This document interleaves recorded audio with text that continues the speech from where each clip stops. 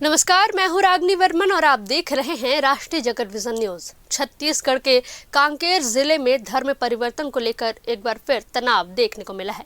पूसा गांव में ईसाई समुदाय के लोगों के करीब 10 घरों में तोड़फोड़ की गई है। लाठी डंडों से लैस ग्रामीणों ने ईसाई परिवारों के घरों में घुसकर जमकर उत्पात मचाया। यह पूरा मामला आमाबेड़ा थाना क्षेत्र का है, जहां कुछ लोग घरों की छतों और खपरैल पर चढ़कर तोड़फोड़ कर रहे हैं।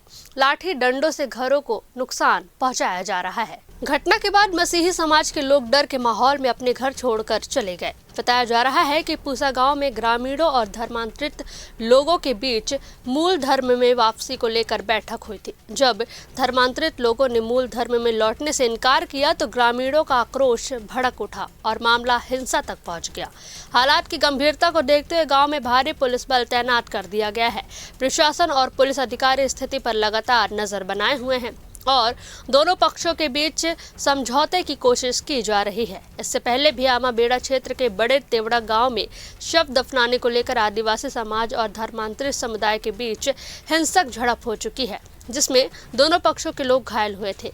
कांकेर एसपी निखिल रखेजा ने बताया कि घटना की सूचना मिलते ही पुलिस बल मौके पर पहुंच गया था। उनके मुताबिक 2 से 3 घरों को नुकसान की पुष्टि हुई है और दंगाइयों के वीडियो फुटेज पुलिस के पास मौजूद है।